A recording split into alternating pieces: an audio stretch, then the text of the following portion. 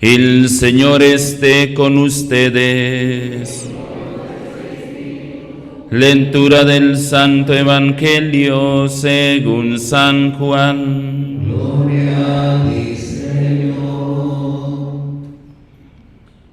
Tanto amó Dios al mundo que entregó a su unigénito para que todo el que cree en Él no perezca, sino que tenga vida eterna. Porque Dios no envió a su Hijo al mundo para juzgar al mundo, sino para que el mundo se salve por Él. El que cree en Él no será juzgado. El que no cree ya está juzgado, porque no ha creído en el nombre del unigénito de Dios. Palabra del Señor. Gloria a ti, Señor Jesús. Celebramos en este domingo el misterio de la Santísima Trinidad, es decir, el misterio de Dios, uno y trino, tal como nos lo enseñaron en el Catecismo. Tres personas distintas, pero un solo Dios verdadero, de una única naturaleza divina.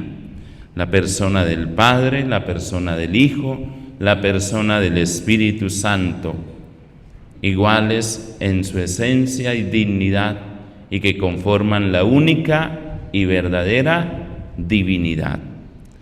¿Cómo se nos muestra hoy esa imagen de Dios? En las Sagradas Escrituras, en estas lecturas que hemos acabado de escuchar. En el libro del Éxodo es Dios mismo quien se revela a Moisés como el Señor, Dios compasivo y misericordioso. Miren los atributos con que Él se nos identifica. Lento a la cólera y rico en clemencia y lealtad.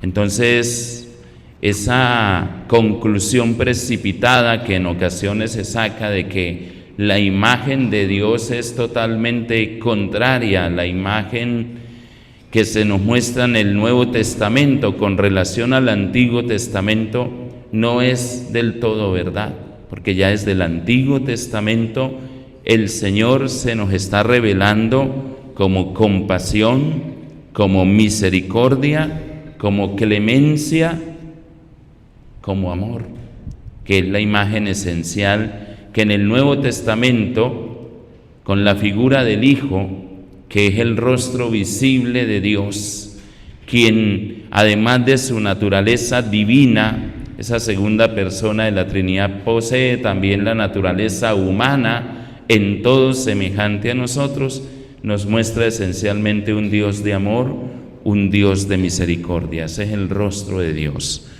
Y el apóstol San Juan justamente lo va a esclarecer en su primera carta cuando escribe: Dios es amor, y el que permanece en el amor, permanece en Dios.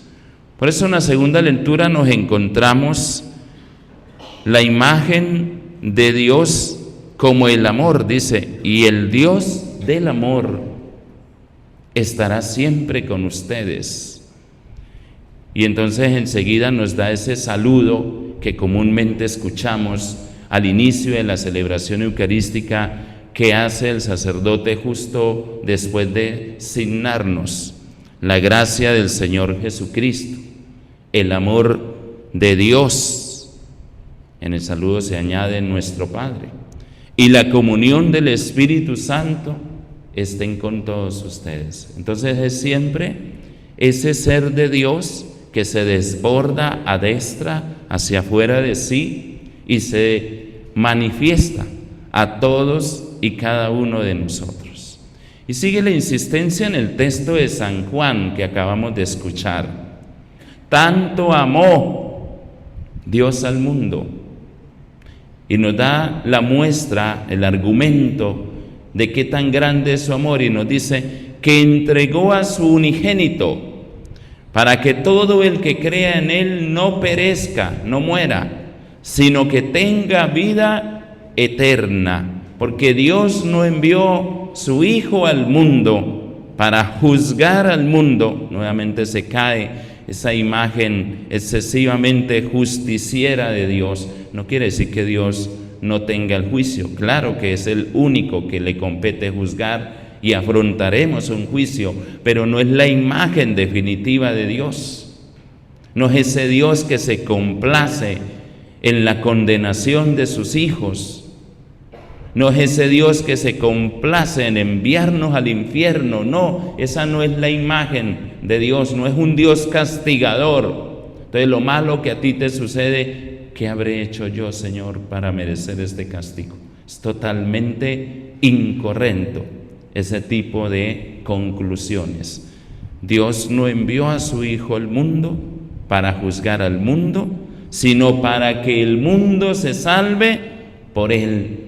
Porque el deseo de ese Dios amor para con todos y cada uno de nosotros no es nuestra muerte, sino que tengamos vida eterna. No es nuestra condenación, sino que tengamos la salvación. Por eso envió a su Hijo, quien se hizo sacrificio en el madero de la cruz para rescatarnos de la muerte eterna, de la condenación eterna y elevarnos a la participación de la vida divina, de la vida en Dios. Y así lo encontramos en la primera carta de San Pablo a Timoteo. La voluntad de Dios es esta, que todos los hombres se salven y lleguen al conocimiento de la verdad. Por eso alabemos y ensalcemos a ese Dios que es amor, que es misericordia, que es compasión, que es lealtad para con cada uno de nosotros. Y a Él dirijámosle siempre nuestras súplicas y nuestras oraciones. No solo al Hijo. Es que soy devoto del Señor de los Milagros, y pare de contar. Es que mi devoción es el Señor de la Divina Misericordia, y ya. Es que yo solo invoco al Espíritu Santo, y ya. No fragmentemos el misterio perfecto de la unidad de Dios. No desdibujemos la imagen de Dios.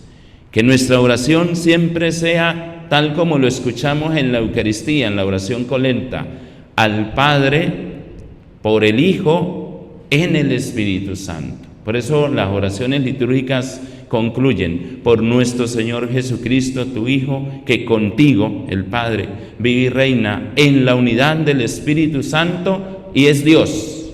Esa es la oración correcta. Esa es la manera correcta de dirigirnos siempre a Dios.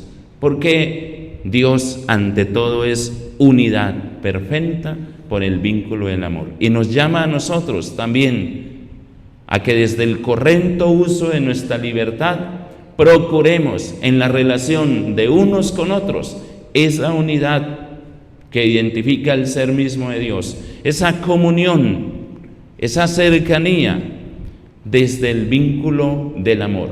Y por eso lo determinante a la hora de nosotros rendir cuentas ante el trono de Dios, tal como está consignado en Mateo 25, es justamente si fuimos capaces del amor o fuimos incapaces del amor por ser demasiado egoístas. Al final eso es lo determinante. Por eso no es Dios el que nos condena, somos nosotros de acuerdo a nuestra opción libre y personal. Dios nos ha dado todas las manifestaciones de su amor. Se nos ha mostrado como el amor perfecto en las Sagradas Escrituras. El amor llevado hasta el extremo de morir por nosotros en la persona del Hijo y hacerse sacrificio. Ya nos queda a nosotros la tarea de que, conscientes de ese amor, lo imitemos y lo implementemos en nuestro cotidiano vivir, porque allí está la clave de nuestra eternidad en Dios. Al Señor que nos da su palabra sea el honor y la gloria por los siglos de los siglos.